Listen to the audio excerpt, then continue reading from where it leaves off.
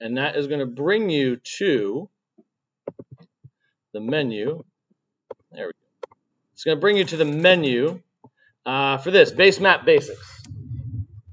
Okay, now, with Basemap Basics, like I'm actually going to scroll through most of this lesson. There is a place that I want for us to get to here. There is some valuable information, but I would like for you to scroll down. It's a little more than a third of the way down. What you're looking for is a link that says the ArcGIS Vector Tile Style Editor. Everybody's clicking on that. So in order, that was going to be the weekly agenda, customized base maps, the second lesson. Then we're going to scroll down to where it says ArcGIS Vector Tile Style Editor. Now, the good news about that is, I got to sign in here because apparently I've been here for a while. Remember that. Continue.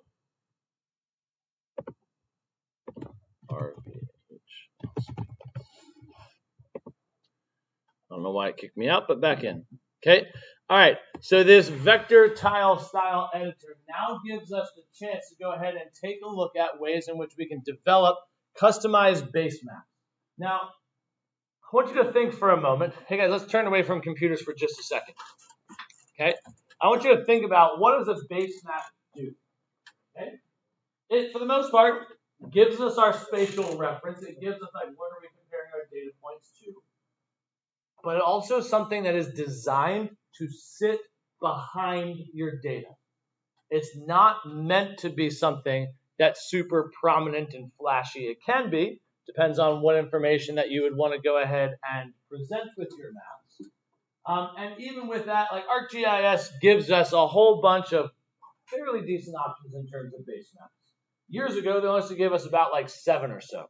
Okay, 7 or 8 of them. Like, okay, we had a couple of options. Now we have a whole bunch more. We're the better part of like 20-something different options in terms of base maps. But sometimes you need that little bit of a personalized touch to what it is that you're trying to do.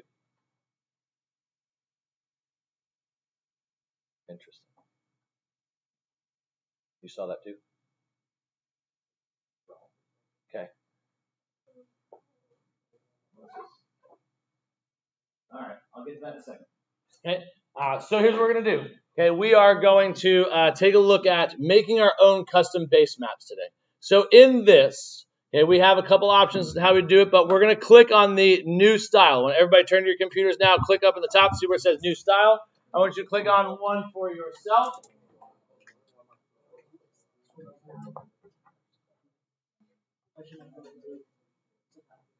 Opening that and letting her in, please. Thank you, John. Okay, so here's the deal, though. When we go ahead and we open this up, Vector Tile Style Editor, we have a whole bunch of options. There are some things that I do not want you to click on. I do not want you to click on. You guys need to click the new button in the upper right-hand corner, or create. Okay. I do not want you to click on any of those that look like they have either satellite imagery or anything that we call it a hill shading effect, anything that shows like topography, mountains, things like that, because those base maps are harder to customize based off of what we have.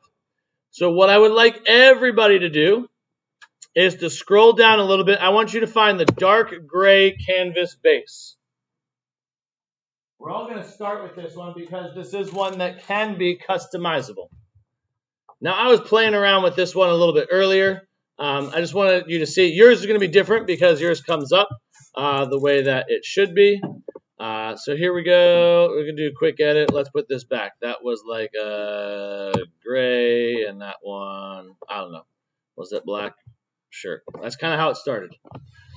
So the reason why we might want to be able to customize this and have that little bit of personal touch, things we want to add to it. So what I'm going to have you do is this. I want you to think of a business, a college, a sports team, something where you may think like, look, there are distinct colors that might identify, that as a certain type of thing. Okay, so me, I'm a big Steelers fan. Certainly, black and gold would be great. Okay?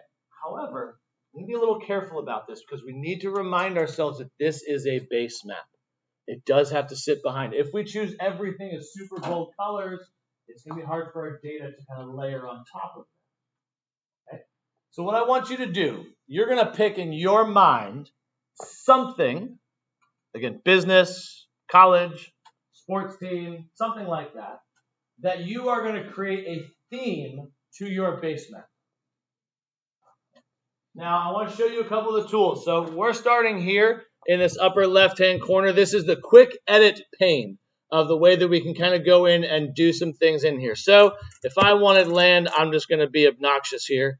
Sure, let's go some form of yellow. Okay. All right. And then, I don't know, maybe the water. Again, I'm going for complete obnoxiousness here. I go with red. Now, this would not be a good base map.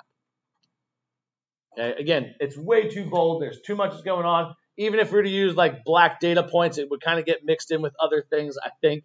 So not necessarily the best option, but we can use this quick edit to kind of go in and change some things. But what I do want to also draw attention to is notice how you actually get 4 different map views.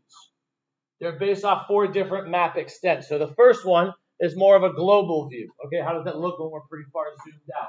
Then, I don't know, I can't call it a country one, but it's close to about country size worth of stuff.